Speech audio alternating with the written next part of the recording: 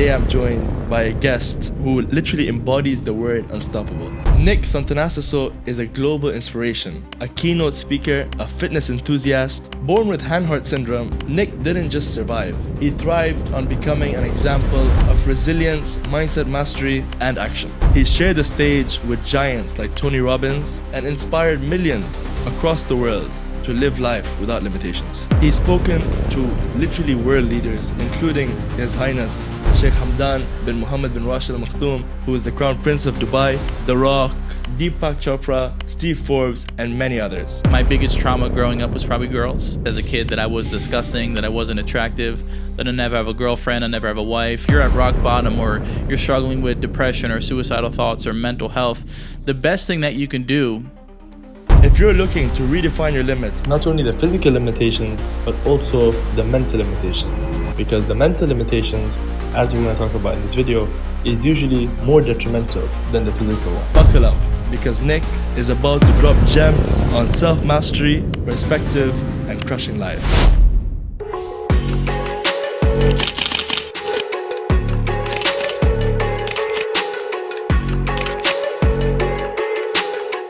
Good afternoon, and thank you for returning back to the channel, the podcast where we discuss business, self-improvement, and happiness.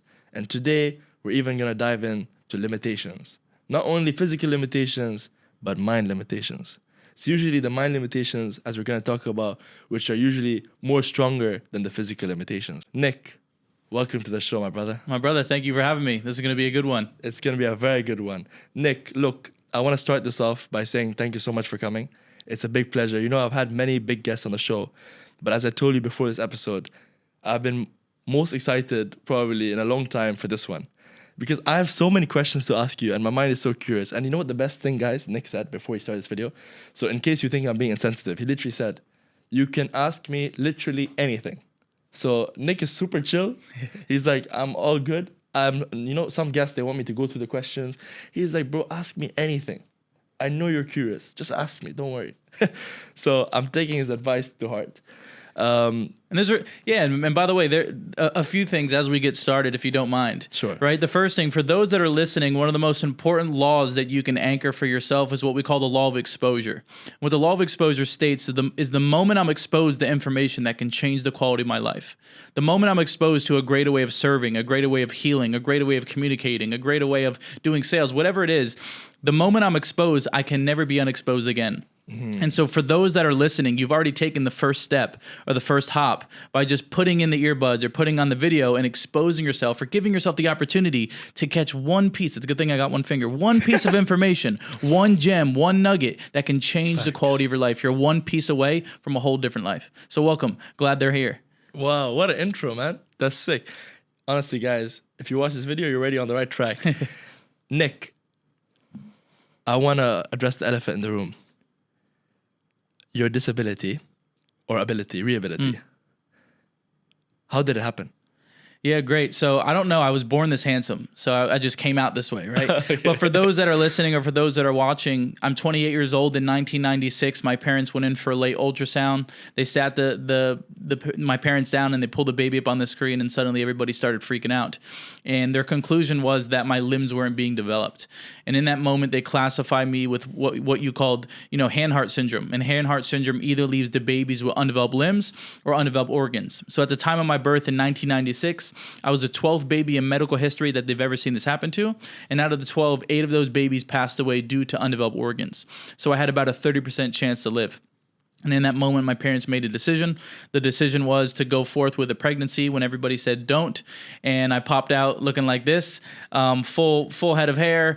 They did tests on my organs. My organs came back 100% healthy, and the only thing that was affected were my limbs. And so I am living on the bonus round. I'm not even supposed to be here. But also, for those that are listening right now, if you woke up today and you're actually listening to this interview, what if I were to tell you you've already won? Oftentimes, especially with social media, and you watch these videos, you think you're so far behind when ultimately nothing's missing and you already won the lottery of life. So well done. Bro, you talk like it's like monologues, and I love it, bro. I love it, man. Tell me about the way you talk. How did you manage to talk this well? Yeah, so similar to you, which I respect you at your age and all the content you've created, we started creating content at a very early age. I think my first YouTube video was Pranks. when I was 13 years old. And before that too, just skateboarding or doing crazy things, but we can talk about pranking as well. And after this podcast, I want people to go watch the YouTube videos. My speech was terrible. My articulation and communication was terrible. And the reason being that I'm at this level of mastery of communication articulation is because I was willing to suck long enough to be great at something. One of the core beliefs, and when you realize when you look around the world, most people don't want to go through the awkward phase of creating content, the awkward phase of fighting, the awkward phase of dating, the awkward phase of building business. Most people don't want to go through that awkward phase. And so if you realize that most people won't last through that awkward phase and you're like, I'm willing and I'm dedicated enough to suck long enough to be great at something, you'll always outperform your competition. And so everything comes down to repetition. I just yapped my mouth a lot until I got good at it. No, but you're 100% right. I talk about this all the time to my friends. I'm like, look, you're going to start bad. Everyone starts bad, you know? That's just how it is. And exactly, you just have to force it through. People are so afraid of being cringe, and I swear, I suffered this a lot. If you watch my first video on YouTube, I uploaded when I was 13, there was no talking throughout the whole video. I was so afraid of my voice. I had this really high-pitched voice, and I just felt like whatever I was saying was cringe and it's cool. Like I felt like people would make fun of me. Then I realized, what does the word cringe mean? It just means different. And if you want to rub shoulders with 99% of people and be like 99%, then and like, you know, fit in, then okay. But if you want to be different and you want to be like the 1%, then that's what you signed up for. 100%, Yeah. right? And even just what you said too is the moment we put weight on other people's opinions, you're a slave to the matrix. Ultimately, how many times, for those that are listening, how many times have you didn't go up to the girl, or you didn't communicate, or you didn't create the video, or you didn't post it because you thought it was going to go bad, or someone was going to make fun of you? Like, you are literally walking on eggshells your whole life because you don't want someone to reject you. You don't want someone to hate you. You don't want any hate comments. You don't want any negativity. And so ultimately you have no power and you gave it to the external world. Good job. Well done. Amazing. So yeah, so much I want to talk about in this video. Like, I know that first of all, you're not only a YouTuber who made like prank videos, you're also an athlete. You did bodybuilding. And then once you climbed that mountain, you then went on to like entrepreneurship. I saw a post about you that said, and the good thing about you is you're so transparent about numbers, and you posted a photo where you said that during COVID you lost like hundreds of thousands of dollars of contracts, and events was the only way you could make money at that time. But then you had your back against the wall and you had to come up with another way to make money, and you made some online business, which I want you to talk about. And then after that, not only did you do that, but you signed a mortgage, and you had to put up $300K, and you had 28 days to make $300,000. And then after all of that, as if that wasn't enough risk, you left the land of US, where you made upwards of $5 million and moved to a completely new country. By the way, making $5 million, like, I really want to talk about that. 28, Right. Especially, we want to talk about it. But yeah, you left that land and came to Dubai. Welcome, by the way. Thank you. And you're just constantly taking on risks. Where do you think you get this innate drive to just keep taking on risks? Where does this come from? Yeah, the truth is, I keep pushing myself because I never feel enough. I think if you analyze most successful people, most of their success is driven from pain and not from pleasure. There's some sort of gap, or there's some sort of void that they're trying to fill. And the truth is, as a man with no legs, one arm, there's a lot of times where I don't feel like a man. As a man with no legs, one arm, there's a lot of times where I feel inadequate. I don't feel loved. I don't feel enough. And so my probably unconscious programming, and now it's conscious, is that if I build big things, I'll finally be seen. If I build big things, I'll finally be loved. If I build big things, I'll finally be enough. And ultimately, I am trying to fill a spiritual hole with something that's materialistic.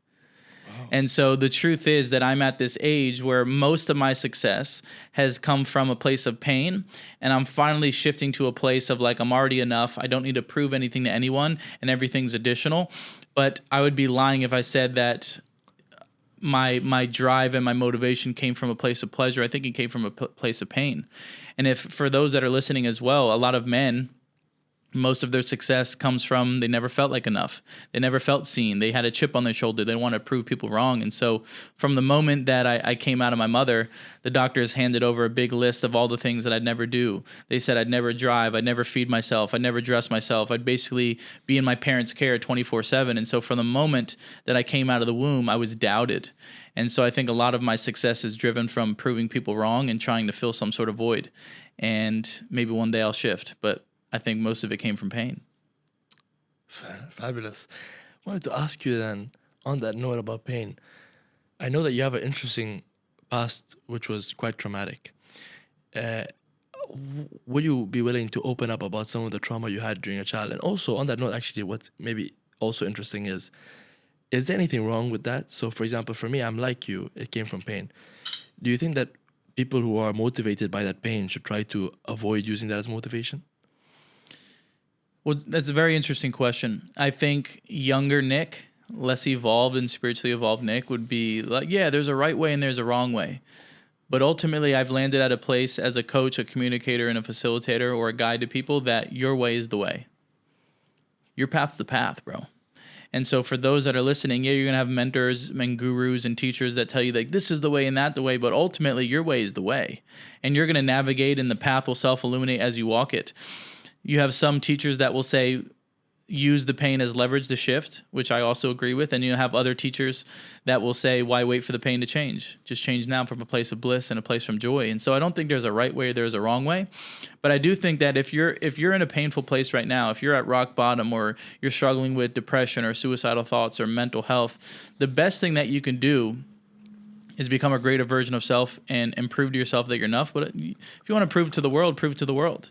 You know, younger Nick, anyone who would doubt me or anyone who would reject me or anyone who didn't want me on their stage or their show, we would like make a list. And anytime that we needed some motivation, we remember what they said. We remember, oh, that person rejected me. That person turned me down. That person said I'd never be over a $5,000 speaker, and we'd use it as fuel. And so whatever path that you're taking, that's your way. I think you can leverage pain to make a massive shift. And I think you can also leverage pleasure and be in a beautiful place and change. But ultimately, if you study human psychology, right? I've been blessed to train over 1 million people live from stage. So that means like on a stage, not virtual, but in a stage, I've been in a room collectively with over 1 million people working on their brain, right? And it doesn't matter what your background is, what your religion is, what your net worth is. All of us have patterns and we have ways that we show up in the world. Yeah. And so ultimately humans will change for 2 reasons. They'll either change for pain or they'll change for pleasure. But humans will always run away from pain faster than they'll run towards pleasure. I'll give you an example. That's why we don't start going to the gym until the doctor says you're going to die. That's why you don't leave the toxic relationship until it becomes physically abusive or emotionally abusive, until you hit a pain threshold.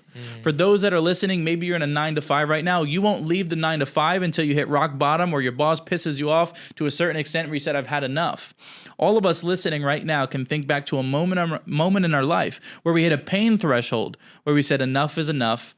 I'm going to shift, right? And so I think pain is a good thing. And I also think for those that are going through pain and for those that are going through suffering, what if you're going through your suffering so you can heal yourself and turn around and give people the map? What if you weren't just going through the pain and suffering for yourself, but you were actually going through the fire so you can turn around and help other people get out of the fire? What if that gave a whole different meaning to the pain that you're going through? I don't know. I just feel like, man, I don't care about those people. I just want to feel better right now. No, I'm just joking. But I think there may be people who may feel like, look, someone else can be their guide. You can be their guide. Let me feel good. Yeah, for sure. For sure. And that's a big difference. There's 2 types of people, right? There's people that are only focused on themselves, and there's other people that want to be an offering to the world. Yeah. And at least in my belief and within my values, I believe that if I help enough people get what they want, I can have anything I want in life. And I think there's a certain cap of success and fulfillment that you get from just getting yourself out of the fire. And I think there's a whole newfound fulfillment when you help other people get out of the fire. But it's all within evolution and your spiritual evolution. I agree. No, I was definitely just joking, and it's very interesting what you're saying, and I agree with it wholeheartedly. I think you make more money by helping others make money. There's a famous quote that says, "A millionaire knows how to make a lot of money, and a billionaire knows how to make other people make a lot of money." Like the makers of YouTube, or the makers of Uber, or the makers of eBay, they build platforms which allow other people to make a lot of money or to become millionaires. Yeah, it's beautiful. Yeah. So talk to me a bit about some of those traumas. If it's not too emotional, we can talk about some of those childhood traumas. Yeah, for sure. I think I would say the first pain or the first trauma would probably be as a kid.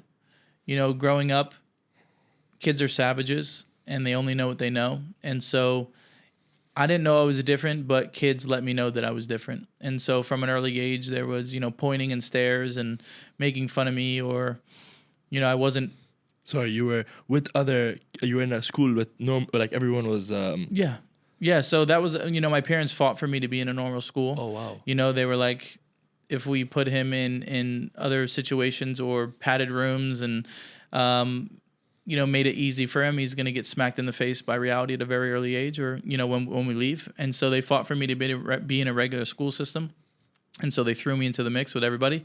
And, yeah, kids are savages. And so name calling and, hate comments and all that different type of stuff. And what's pretty interesting is most of your beliefs and your thoughts aren't yours. You picked them up from someone else. They're not even yours. And so if you really analyze your thinking, one day someone said something to you and you started to believe it and you ran that program and you're continuously running that program. So for example, if someone at an early age as a child said like, you're stupid, you start to believe it. Or someone said you're ugly, you start to believe that you're unattractive and you're not enough, or you are ugly. And so these are all things that I cultivated at a very early age, but I'm speaking to the choir because all of us got some sort of name calling at a very early age, right? And so I think my biggest trauma growing up was probably girls. That was a big thing. Girls. Because girls, welcome to the club, right? Yeah, I know, but that like opens the door. Yeah, for sure.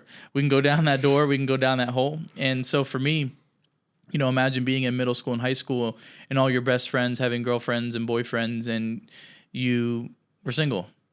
Imagine all of your friends going to the dances with their date and you would stay home because no one wanted to go with you.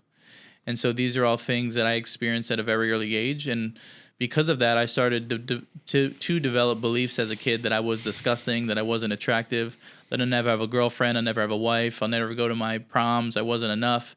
And that drove me into a very dark place where having constant conversations with myself of you either kill yourself or you figure out how to love yourself. You kill yourself or you figure out how to fall in love with this vessel because you're stuck with no legs and one arm.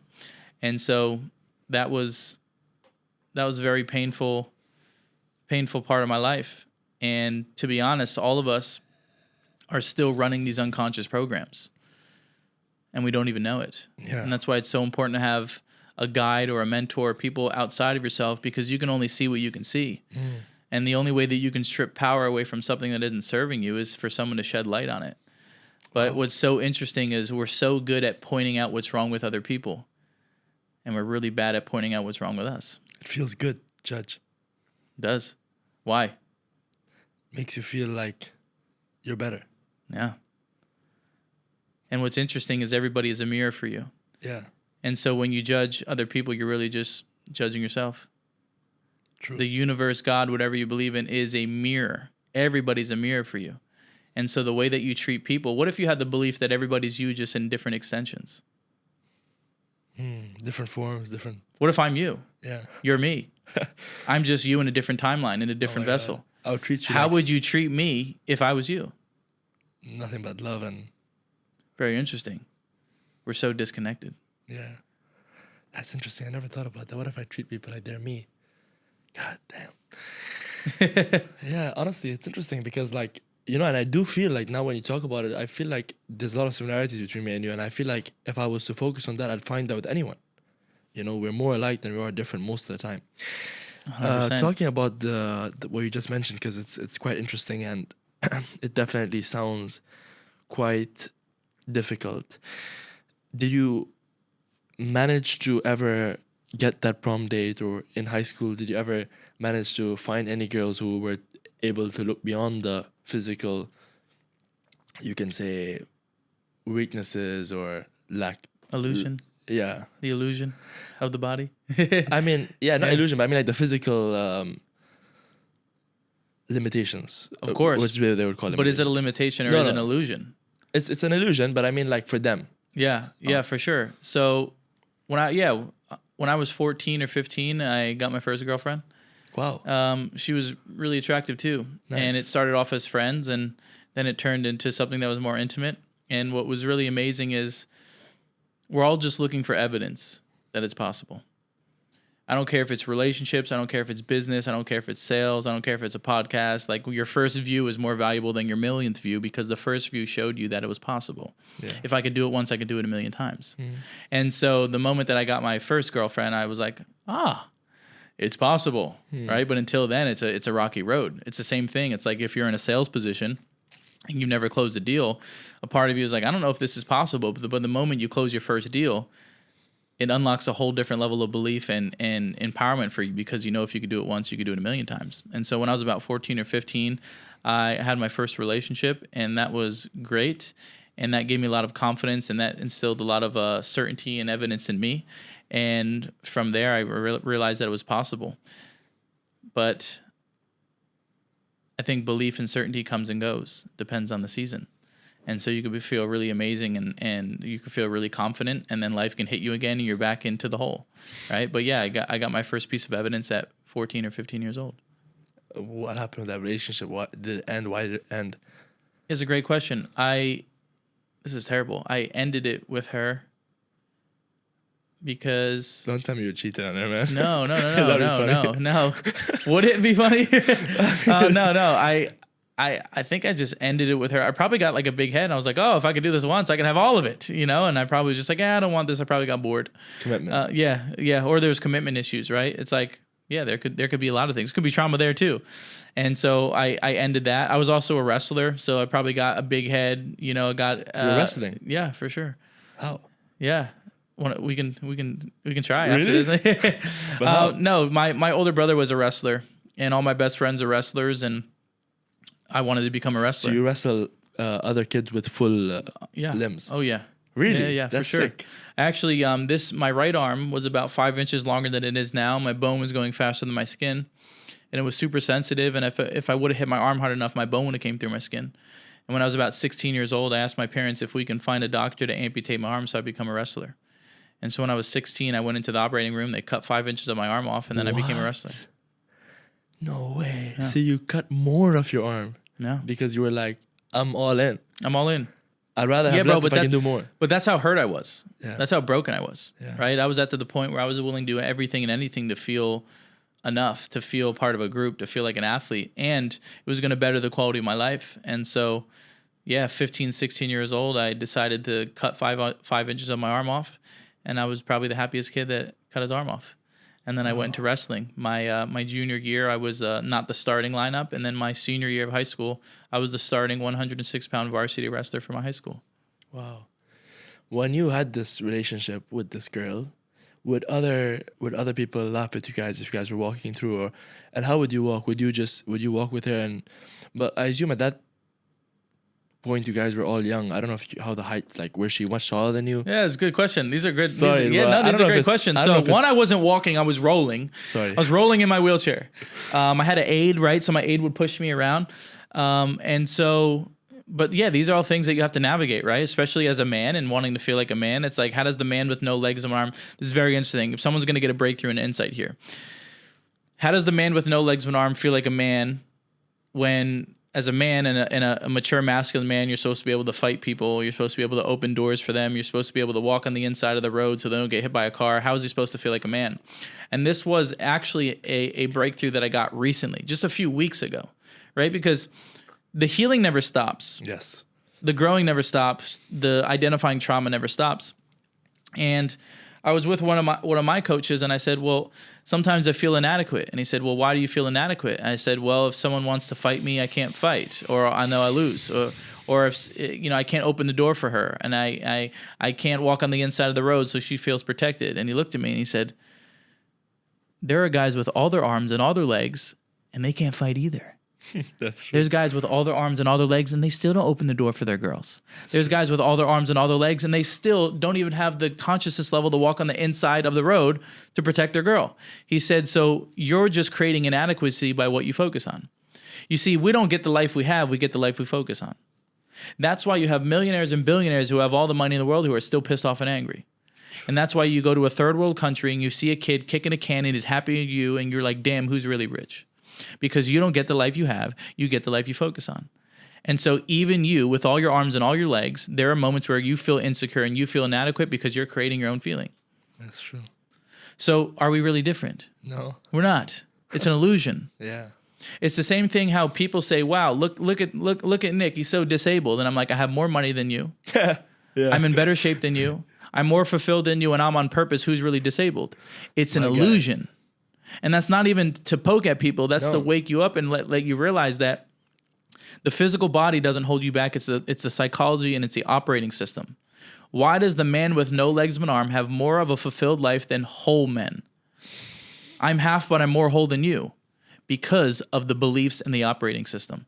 I've realized that we're living in a matrix, a 3D world, and the cheat code isn't the bigger muscles, it isn't the better clothes, it's the computer. And if I can have a better computer than most, I'll have a more of a life than most of you will have. Wake up. None of this is real. Wow, interesting. Man, you spoke on so many interesting things. I don't know where to start going, because each one could be like its own podcast. You have your girlfriend. You had your girlfriend. What about now? Are you married? Are you getting married soon? And also, if you don't mind me asking, can you have kids? Yeah, these are all great questions. So I just ended a 5-year relationship before I moved to Dubai.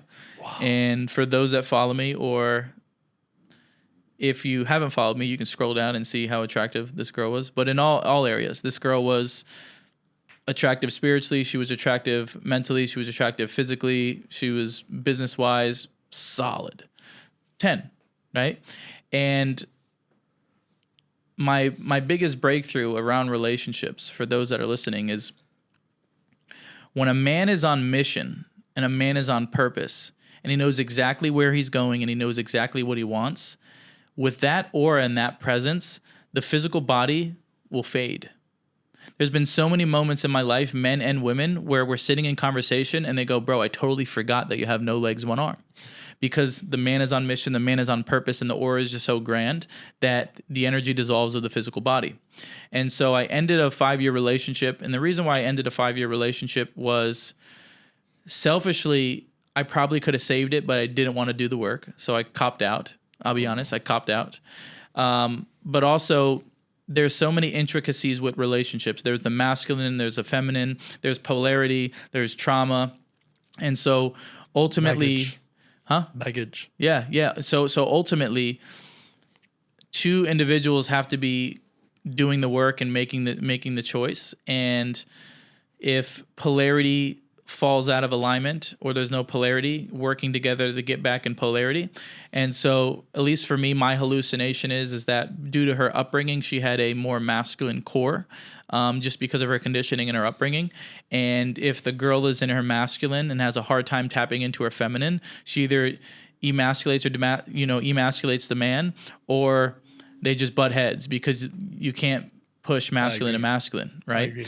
And so, but also, in relationships, if you're not very conscious and you don't hold your boundaries and you don't set those boundaries in the beginning, next thing you know, you look up 2-3 years and you guys don't even recognize yourself because you folded on your boundaries. I folded into my boundaries. And it's like the analogy of the frog in boiling water. Have you heard of the frog in boiling water?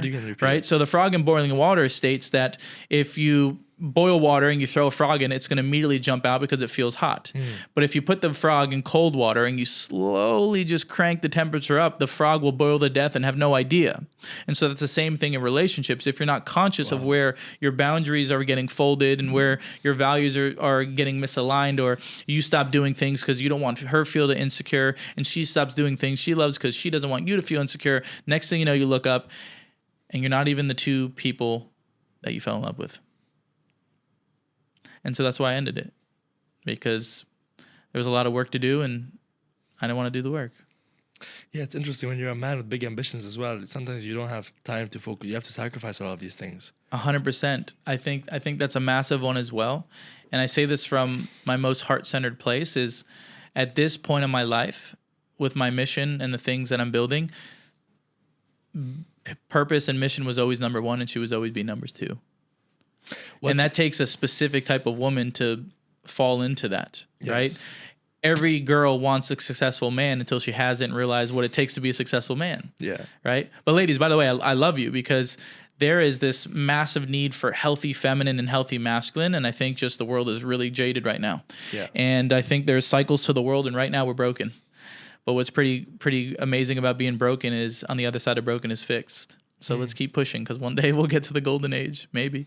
Nice. It's nice that you can be, I feel like the way you talk about things, like the way you talked about the world right now was realistic, but still optimistic at the same time, which is interesting to have both at the same time. You talked about the mission thing. I find that super interesting because I have the same thing as well, right? Like I feel like my mission is number one priority and everything else is important, but second priority. If it's a question between this or that one always supersedes. But what is your mission? Like what's your number one mission? I think the mission changes as you evolve. I think my current mission is to give my parents a life like they gave for me. Really? I mean, just think about it. I feel like you can already. Say it again? I feel like you can already do that. You have made a lot of money, yeah. etc. I think there's levels to it. I think my next level is fully retiring them both. So they're not fully retired. So fully retiring them both.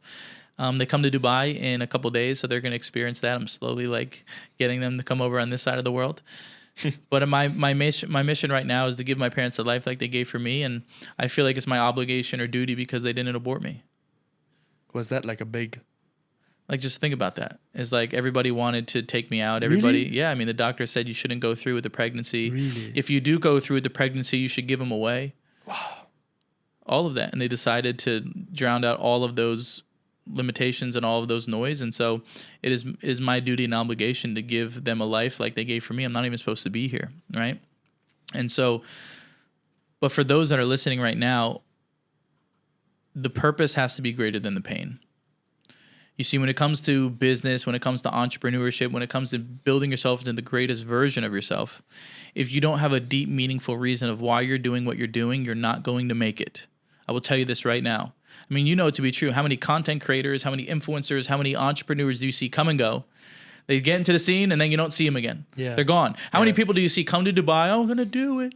And then they leave Dubai, right? Because the purpose wasn't greater than the pain, or they haven't sat down and thought long enough about what is the deep, meaningful reason of why I'm doing what I'm doing. Because if it's just money, you won't last. If it's just women, you won't last. If it's just status, you won't last. You need something that is going to pull you, even on the days where you don't want to do it. And so for those that are listening, if you don't have a deep, meaningful purpose, after this podcast, go sit and think about what your deep, meaningful reason of why you're doing what you're doing is. And once you connect to that, watch out. You're going to be dangerous. Yeah. Even it's interesting, as a relationship is one thing, but as a father, it's also interesting. I sometimes think that for me, when I become a father, is my role to, be with my kid all the time, or is my role to be an example for them? So am I going to the football game, or am I... Because there's a big trade-off there, especially when you have kids, because there's a big divide between the parents the dads who are always with their kids, and the dads which are out there chasing their lives, traveling around the world. And kids, they need routine, they need their school, whatever. Which also, by the way, reminds me of a question you didn't answer, which is, can you have kids? Which I don't know if you want to talk about. Yeah, 100%. I can have kids. You can have kids? And that's great. They'll come out normal. That's great. Inshallah. That's great. Yeah, but they'll come out normal. So there's no complications in that. And yeah, That's amazing. Green light. That's amazing. Let's go. So what do you think about the fathers then? Should they be there for their kids, or is their goal to, let's say, for example, if they as a father, would you say it's appropriate if you were to spend, because I'm actually asking about this for myself as well as the viewers. If I was a father, is it okay if I spend, like, let's say 3 days a week with my kids and the rest I'm just on my mission? Yeah, I think that's a great question. And I'm going to go back to my answer of there's no right or there's no wrong. Ultimately, you're going to screw your kids up. What? You're going to screw them up. Your kids are going to have trauma. Yes. Whatever you do. That's true. If you give your kids everything, they're going to have trauma. If you give their kids nothing, they're going to have trauma. If you try to navigate both, they're going to have trauma. But understanding, giving them the right tools and the right systems and the right environment, the right information and the right guides and mentors to heal the trauma and use it as leverage, to use it as fuel, to use it as insight. Yes. We've come to this world, Earth. Just think about it. Before we're here, we're like, all right, we're going to go to Earth. And they're like, what's Earth? And it's like, well, on Earth, you're going to experience everything. What do you mean I'm going to experience everything? You're going to get cheated on. You're going to get rejected. You're going to get hurt. You're going to be loved. You're going to be rejected. You're going to have failure. You're going to have insecurities. You're going to experience it all. We were so excited to come here to experience it all. And then we get here and we forget that the contrast is what gives life. And so I think to answer your question, regardless of whether the father's there or not, there's going to be trauma. You're going to jack your kids up. And ultimately, it's their path to identify how to use that. I mean, for example, if you have siblings, you all have different perspectives of your childhood. Yes. Some of you think your parents did this, and some of you think your parents did that. Or how can you have a family and one person successful and one person dies from an overdose? That's what happened to my family. My brother died from a heroin and fentanyl overdose a few years ago. So sorry, bro. I appreciate it, but how? Why? It's because we all have different human experiences. Yeah. We all have different simulations. We all have different upbringings. Same upbringings, but different, right? So to go back to answer your question, I think what's most important as a father is the quality of the time and not the quantity. Because you can have a whole bunch of time with your child but not be present. Yes. You're there, but you're not. And you're not even there. Here's your screen time.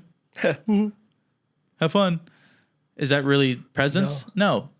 Or you can be around a few times a week, but there. Yes. Conscious. No phone, no distraction. I'm here with you right now. Intentional. Who's to say what's right or wrong, though? Yeah. Bro, you went through a lot, bro. Like the brother thing that's crazy, man. Like, sorry, man. No problem. May rest in peace. How many other siblings do you have? Two sisters. Two sisters. Were they all elder than you, all your siblings? All older. All elder. I'm the shortest and I'm the baby. Was your beloved brother, was he the eldest sibling? Second eldest. Second eldest. Okay. Damn, that's crazy. And you're right, by the way. You know, I often myself, and maybe I'll change my perspective about this when I'm older, because I agree I don't know too much about fatherhood. But I do think that people overcomplicate every little thing in the child's life, trying to control that they think they can control how that child will turn out, when realistically every kid at 18 has the choice to develop themselves to be whatever they want. There's a famous example of there's one kid who's a drunkard and the other kid is like an entrepreneur. They asked both the kids, why are you like this? And they both had the same answer. They said, because my dad was an alcoholic. So one of them used that as like what not to do, and one of them followed his footsteps. I don't know how much you want to talk about that, but that experience must have had a huge toll on you. And it's interesting that you're arguably the brother who had maybe the biggest challenge for the siblings, and you turned out like this. You want to talk about that a little bit, and how old were you when that happened, and what kind of effect that take on you, if it's not too personal? No problem. Yeah, so my brother was a Marine, and then he got honorably discharged, and I think he got hooked on opioids that way, and then that leads one thing to another. Yes. And it was a constant battle. I think a few things that the audience can take away from this as I unpack it was, the first thing is, as men, we think asking for help is weak. It's a conscious or an unconscious program. It's like, if I ask for help, I'm inadequate, I'm less than a man. And because societal conditioning tells you just be a man, suck it up, big boys don't cry, all this inner child conditioning, and then you get to a certain point where you don't want to ask for help. And so I think early on he didn't want to ask for help, but it was a battle. I think it's a battle between not asking for help, staying in the same environment. Proximity is power, so having not so good friends that lead you to some not so good scenarios. And I think I was 24, like 24, 25, and I was so numb that I got the call from my dad that he was at the crime scene. My dad said, "Can you call your sisters? I can't do it right now." I called my sisters. I let them know that the brother was dead. I hung the phone up. And within 3 or 4 hours, I was on a Zoom call teaching kids. No emotion. And it wasn't until 6 months later that I was sitting on my bed, cleaning out my text messages, and I saw the thread between my brother and I. And I had this moment. I said, well, my brother's dead. And I started to bawl. And I started to cry. It took me 6 months to actually feel it. Why? Because we're so numb. We're so caught up in the mission. We're so caught up in on to the next thing, or we use work to not feel. Most of the people listening right now use vices. They use food. They use alcohol. They use porn. They use drugs. They use video games. They use business to not feel. And in order to heal it, you have to feel it. And so for those that are listening, if you want an insight right now, what is your flavor of soothing? When times get tough and you feel those emotions, what action do you do to not feel it? And there's an insight there. There's a breakthrough there for you. So let me ask you, what do you do to soothe? I have a list of poisons which I pick. No, I'm joking. Like, maybe I would say number one, I distract myself, whether it's scrolling on Instagram mindlessly. Number two,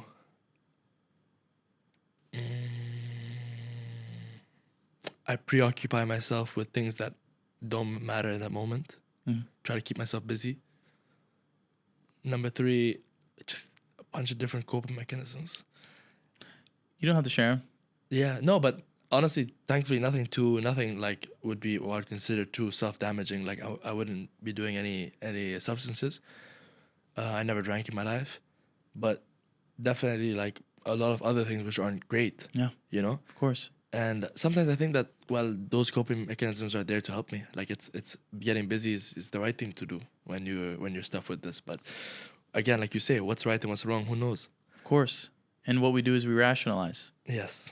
We're so good at rationalizing. We're great rationalizers. Amazing. Rationalizers. We'll rationalize everything. Yeah. Well, I'll do this and I'll do that, right? But ultimately, for those that are listening, is we only know what we know, and we only know what we're taught. Yes. And we only know what we observe. And so, a lot of this isn't your fault, but if it stays that way, it is. And so that's why for those that are listening right now, even just the fact that you're listening and being curious and writing things down and having insight, that's already half the battle, right? But we all do things to soothe and to not feel. And I think as men, strong men know how to regulate their own nervous system, and they know how to heal things, or they know how to feel things, navigate through it, and then heal it. But just think about it. And this will probably be not in alignment with a lot of people, but if you've ever heard big boys don't cry, you learned that from someone who didn't know how to regulate their emotions. And they just passed it on to you. When was the last time you cried? When was the last time I cried? Probably a couple days ago. Really? It's a form of expression. And so there's a concept called emotional integrity. What emotional integrity states is every single time that you feel a specific emotion and you hide it, you're a liar. And most of you are just so used to lying to yourself. Because you tell me when you lie once, what is it easier to do? Lie again. And again, and again, and again. And so, yeah, if I feel something, I want to feel it. I want to feel it through. And so I'll cry, yell, whatever I got to do. These are all forms of expression that we've been given, but we don't know how to use them. They can also become addicting. A lot of people are addicted to crying. They cry all the time, uncontrollably. You know, for me, crying is very interesting.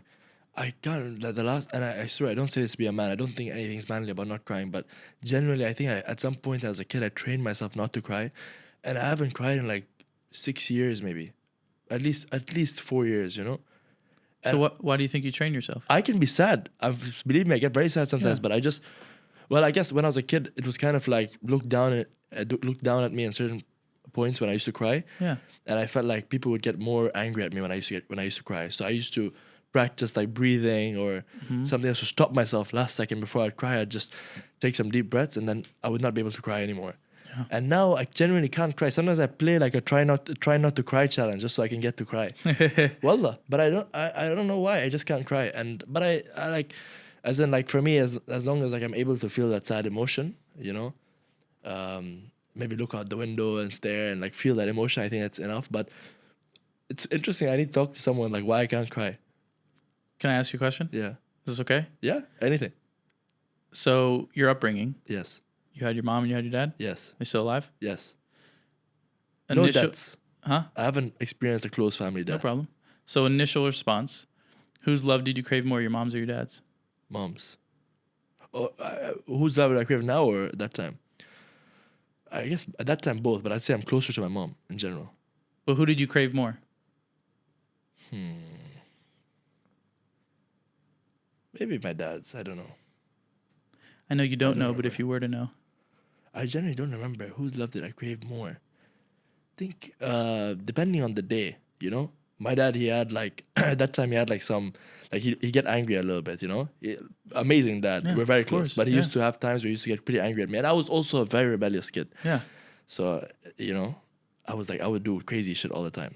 Big troublemaker. So which answer, mom or dad? Whose love did I crave more? Honestly, I don't know really. I think my mom. But I definitely get less love. No, I'd say my mom. The brain is freaking out right now. Yeah, I generally don't know. No problem. I think my mom though. I No think my problem. mom. No problem. I think my mom. So let me ask you a follow-up But question. they both gave me love though, a lot of love. I'm not saying they did. Yeah. This is the brain protecting himself. Yeah. I'm not coming at you. I'm just asking some questions. Yeah. Right? It's So interesting. so if it was mom, who did you have to be in order to receive a love and attention from your mom? Like a good, well-behaved kid, like a very goody two shoey type, didn't move around too much, just followed like all my other people that I used like my other cousins or my other the other people. Yeah. And when you rebelled, did dad like yell and lash out? Yeah. So could it be that every time that you rebelled, it was a form of you getting dad's attention? Maybe. But I didn't enjoy that attention, that type of attention. Maybe consciously you didn't enjoy it, Yeah. but in unconscious you would get some sort of presence when you rebelled. Maybe. So these are all interesting things, Yeah. right? I'm not even saying that that's the way, right? No, But yeah. it's like, it's so interesting. And for those that are listening right now is oftentimes we say like, oh, my parents, I'm not saying this is you, right? But we say, oh, like my parents didn't love me. They loved you in all the ways that you didn't want them to love you. Yeah. It's very interesting, Yeah. right? Super interesting. So, and so all I did too with you is like the power of asking questions, right? And so for those that are listening right now is you must understand that your brain is a problem solving mechanism and your Yes. brain is always going to give you an answer to the questions that you ask it. You ask a great question, you get a great answer. You ask a bad question, you get a bad answer. So I was just playing around with you. Yeah, but it's Cool to see where the brain goes, right? Yeah. And now you're going to be like driving home or you're going to be like laying in bed like, whose love did I crave? I planted a seed and you don't know where that seed's going to go. You may text me in a couple days and be like, bro, I have an insight.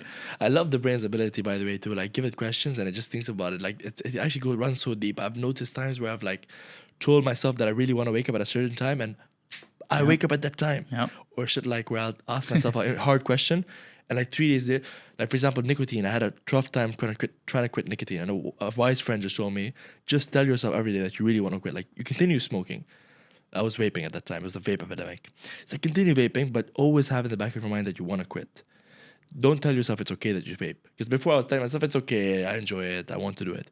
He said, just say you want to quit. And one day, I guess that my brain had done all the work. And one day, literally, I just threw it and I never looked back. And like I feel like my brain had, over time, developed all that. Yeah. Supercomputer, Yeah. right? I think people don't realize how powerful we are. Yeah. Start training the brain. Yeah. All right. Congrats on that. Thanks, man. Yeah. Appreciate it. I want to talk to you then about like money.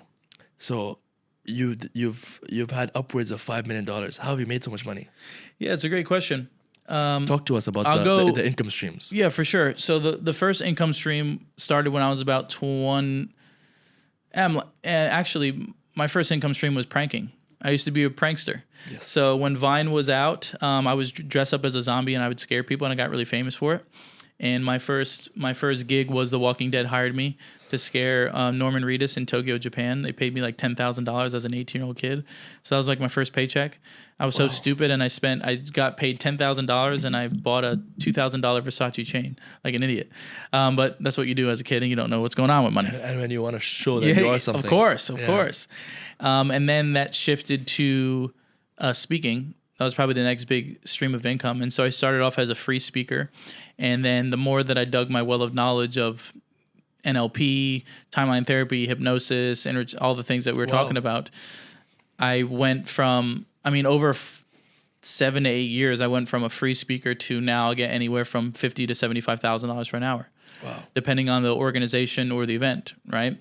And for those that are listening, maybe that's out of reach or out of touch for people. And I'll just give you something that they can implement within their life. One of the greatest things that you can do is pick one or two things and become a well of knowledge in those things. Yes. I think one of the biggest mistakes that humans and entrepreneurs make is they try to know everything about everything. Yeah. They try to know a bunch about a bunch.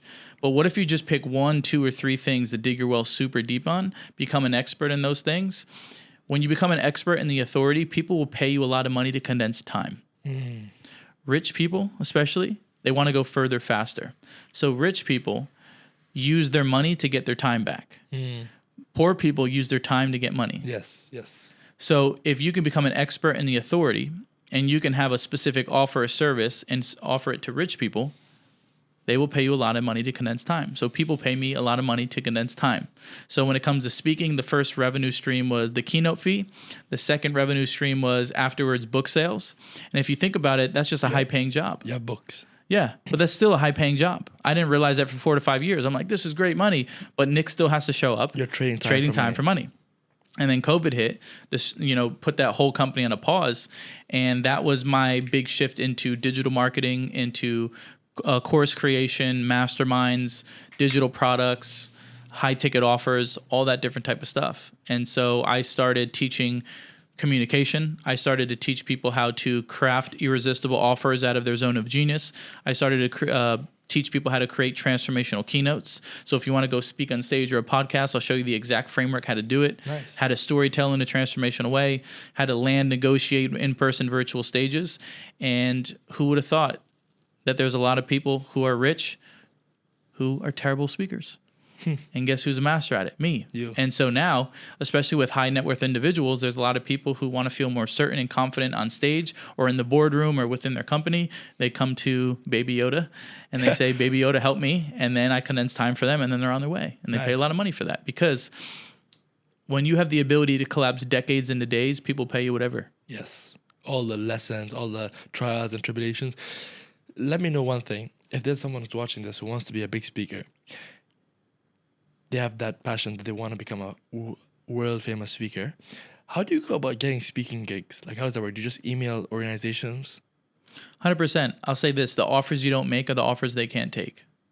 Yes. And so what I would do is I would find the dream stages that you want to be on.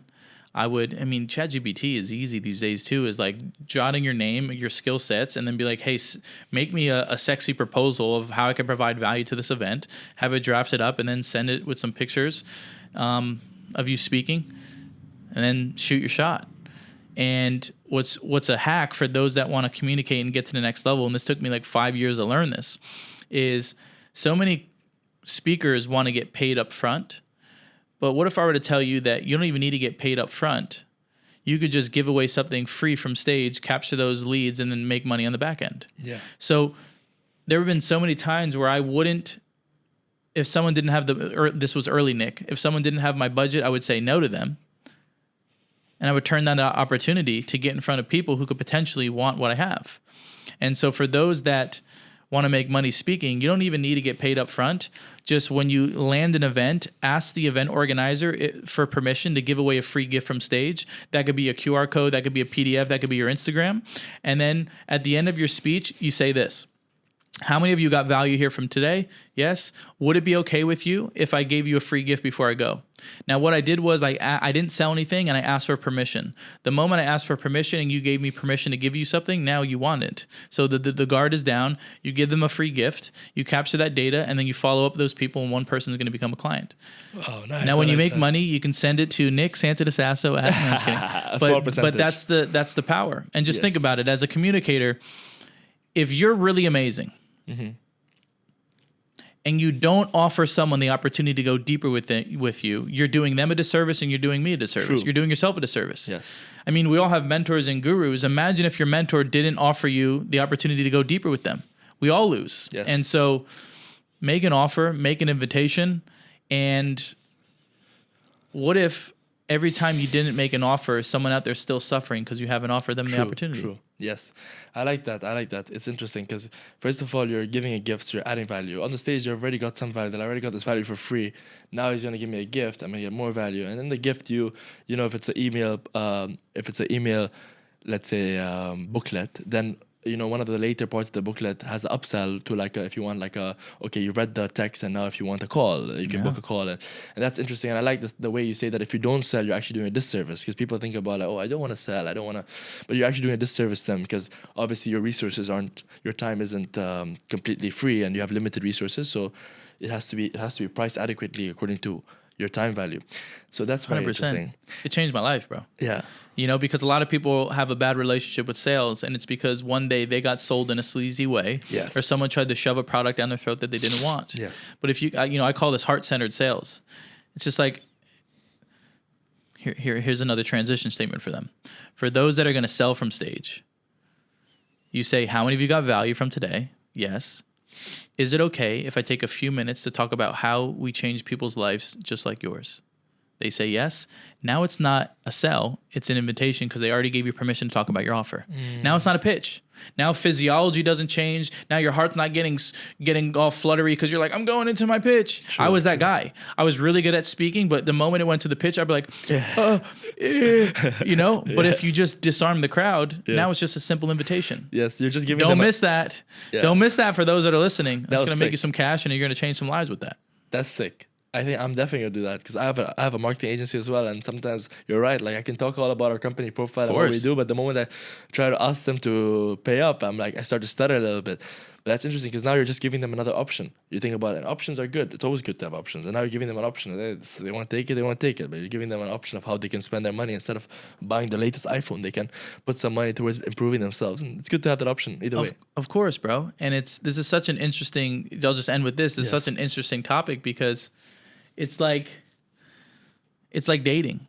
It's like if you go back to high school, it's like when the dude was obsessed with the girl didn't want the guy. But when the guy leaned out a little bit, they were all about it. And so when you pitch from a place of this isn't going to change my life, this is just for you, it totally transforms the dynamic of the sale as well. So just pitch as if you're good. And by the way, especially if you're not good, pitch as if you're good. True. You know, if you need money, pitch as if you don't need money. It's all about the frame and the energy. Yeah, that's true. This is all good, very good advice, man. In terms of let's say eating and drinking. Yeah. And I know when you were telling me you were in school, there's also a question that popped in my head, when you were writing, how did you write? Or let's say you had an exam, how would and you're in a normal school, how would you fill that exam in? How would you? Yeah, so for writing, I would just put the pen here and I write with my chin. Oh, wow, nice. I write like that. So you can write perfectly? Yeah. Wow. Yeah, cursive, all of it. Wow. Yeah. And then for drinking, I just hold it like I would jump down and grab the glass and just drink it. For food, I taught myself how to use a regular fork, flip the food into my mouth. Oh, wow. Or if it's noodles, spin it and then turn it, soup, all of it. I've figured it all out. Except chopsticks. Don't give me chopsticks. I'm not using those, right? I'll just use the fork. But that's the power of just not quitting until you figure stuff out. That's crazy. Yeah. Impressive. Yeah. And typing? Just typing. You type. It's a good thing I got one, right? It's just typing away. Yeah, nice. Yeah, do people ever think you're flipping them off? Of course, this is the middle finger. So in case you ever piss me off, I just got to throw up, and you can't hate me for it because it's the only one I got. Yeah, I like that, man. You're a cool guy, man. Can you bend it? No. Okay. I can just wave. Hey. Yeah. Sorry, man. I really feel like I don't know if I'm overstepping things, but you're so. Was that a leg joke too?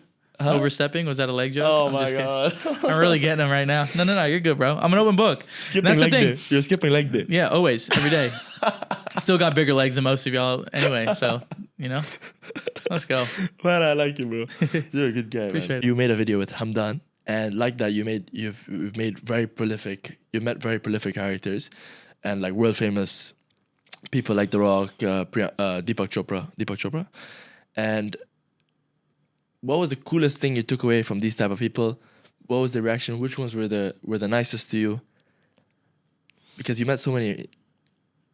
The biggest insight is they're humans. Yes. And if you treat them like humans, you will stand out. The moment you start, it's done. It's over. But you can just level the playing field. Not in like royalty wise, but I'm saying as a human to human, like they just want to be treated like humans. Ultimately, that's the biggest insight. And so that would be my biggest piece of advice. Respect and all that, and honor, but just they want to be humans too. And I think that's really impactful because you realize no matter what success and level that they're at, like that's achievable for you as well. Now, I don't know, not everybody can become the crown prince and not everybody can become the king, but I'm saying in a successful status way, it's readily available for everybody. But they're all humans and they go to sleep just like you do. They go to the bathroom just like you do. And so that would be my biggest insight. I think the interaction with His Highness, it was very incredible because he already knew who I was. That's sick. Like he came up and was like, I know you. Nice. And I was like, I don't really know what to say. And he's like, you inspire millions of people. And it was just it was a great testament of all the years that I put my head down and just wanted to serve people. And so it's all a blessing. I'm just grateful for the opportunity to be in proximity and to be an offering. Wow, and to share and Where'd shed you meet light him, by the way? at the Museum of the Future at a very intimate mastermind that not many people got into. Wow. But apparently they thought I was of status and of the brain power and capacity to be in there. So that's magic, and that's what I said. If you could be a blessing to the world, blessings come to you. True. And the magic happens when you don't expect anything and it just smacks you in the face. And so these are moments of magic, and I'm not questioning them. I'm just enjoying the ride. Nice. Talk to me about, real quick, I asked the question about the finger, and the reason why I'm asking is, science and technology are getting so advanced. Are there prosthetics that you've tried to use that can help you, like they know what you want to do and they can feel the impulses and they can make an arm or like maybe even just a... Well, have you tried any of these legs? Yeah, so when I was 13 or 14, I tried prosthetic legs, and it was one of the things that physically, like muscle-wise, I wasn't strong enough. So with prosthetics, especially for legs, the less limb you have, the more difficult it is for you to operate them because you have less muscle mass trying to control the leg.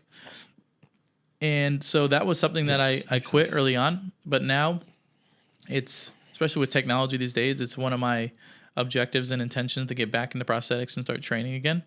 There's prosthetics that you could just put on that stick to you. And then there's like the really, at least for me, the really aggressive route where they like bolt them on forever and you can unscrew them and put them back in. And then there's like some Elon Musk Neuralink stuff where they can connect it to the nerves. Like I'm good right now.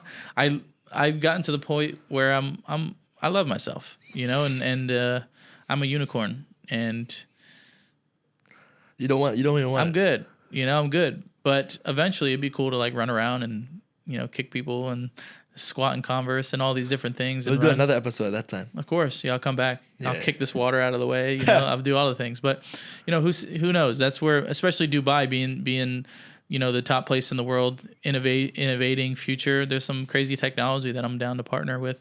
But I'm not putting any chips in my head right now, and I'm not screwing any wires into my nerves yet. Okay, interesting. We'll see. Makes sense, actually. Yeah, like who knows? Do you have wires in your nerves, and they can if you can control what you want to do, they can also control it. Like Start plugging things in. Yeah. Crazy. So yeah, think know. about that. Do you ever think that if you were to become like full prosthetic, then you wouldn't be able to do as many? Do you think it would take away some of your opportunities that you have now? Yeah, it's a great question. It's almost like your whole life you want to, but now you're that guy. It's like part of your personality in a way, and it's something which people respect about you. Of course. Yeah, no, I think it may take away, but I guess it's the meaning you attach to it and it's what you focus on. Because the truth is that I have no legs and I run laps around most men anyway. And if I had legs, I'd definitely run laps around all of you. And so I don't think it would limit me. I think I'd find the opportunities in it. What would you say? You can take a few minutes to think about this one. What would you say was the most defining or most pivotal moment of your life? The most pivotal moment in my life, as I reflect, I would say right now. You know, if you think about it, This podcast, you mean? It's the most... Of course. Yeah, of course. No, of course, bro. 5 stars, like, comment, subscribe.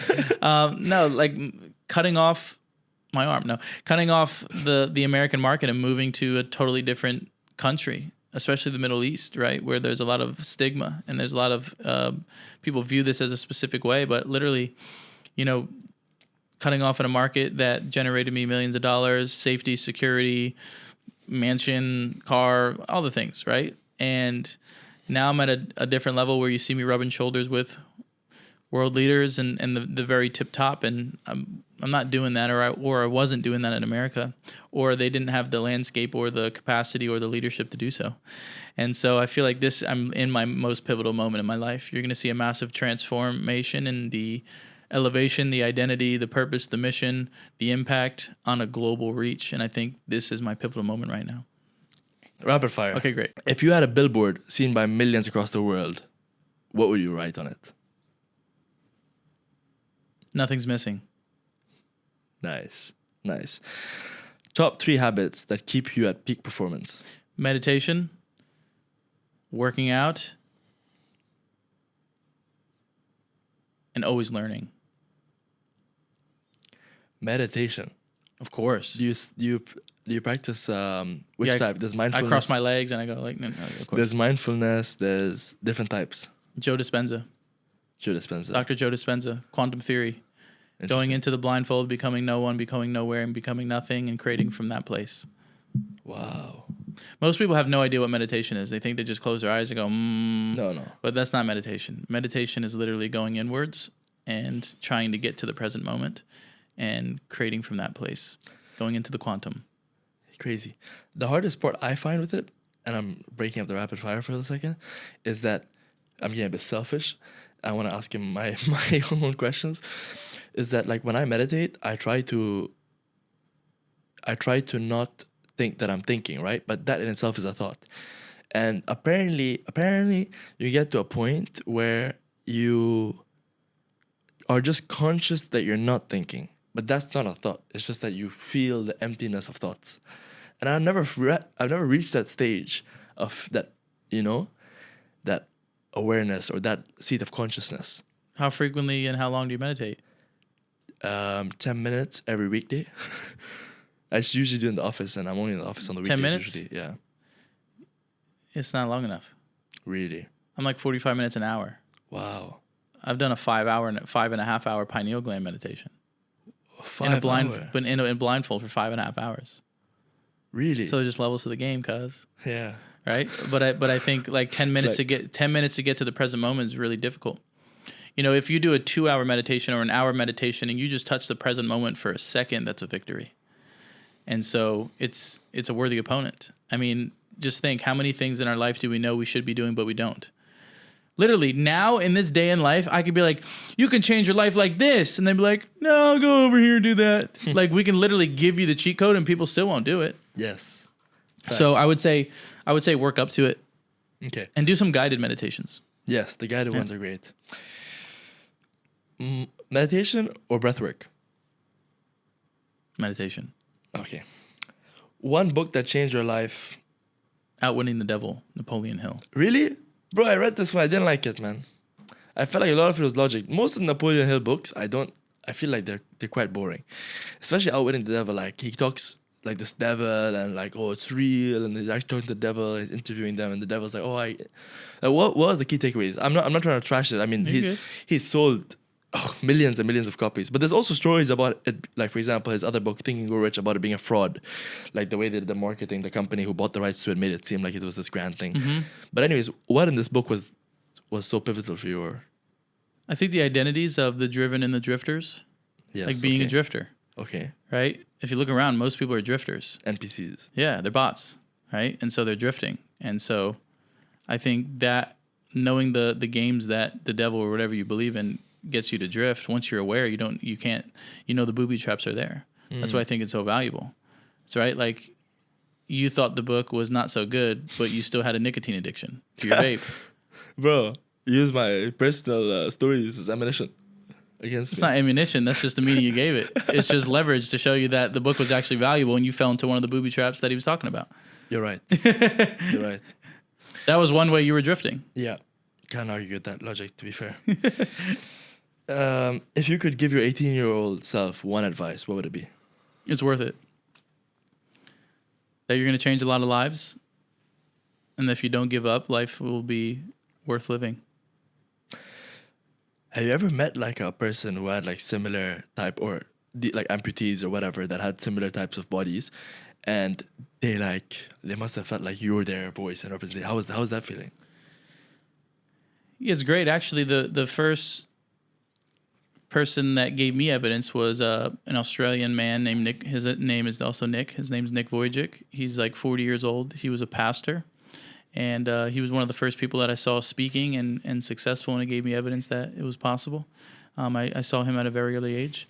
And then, these days, though, I think anyone with limb challenges or physical challenges can take some inspiration or get intimidated. It's whatever they want.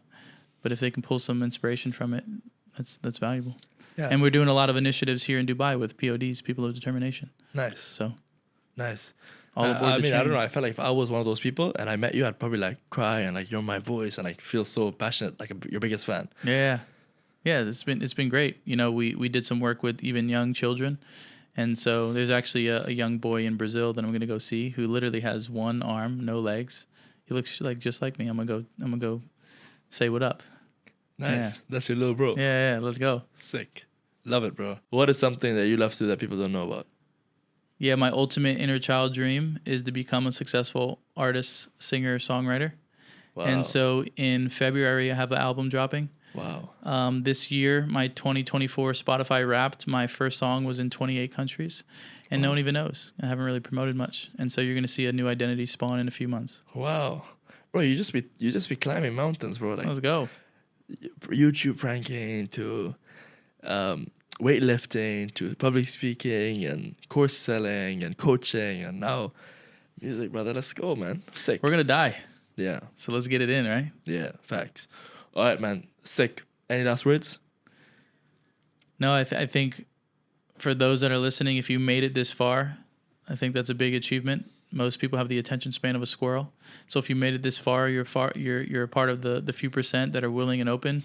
Your minds are open, your heart's open, your soul is open. And if you keep that mentality, life will never be the same. So well done. Facts. Let's say a keyword that only the people who made it to the end would know. And if they comment it, they'll get like special recognition. Baby Yoda. Okay. How's that? Baby Yoda 1, 2, 3, 4. Because I don't want them just to say it because you said it earlier in the video. Baby Yoda 1, 2, 3, 4. If you comment that, you're a top G. Let's go. All right, brother. It's been a pleasure. Thank you so much for taking the time, my G. Thank you, brother. Let's go. Like, subscribe. I'll keep all his links in the description where you can find him. Check him out. He's an inspiration. Just following him online, you're going to get motivation every single day. So check him out. Like, subscribe, leave a comment. Me and him will be looking through some of the comments. We'll find some. I want to see some deep comments. Key takeaways. All right. Let's Thanks, go. brother. Take care. See you soon. guys. Bye.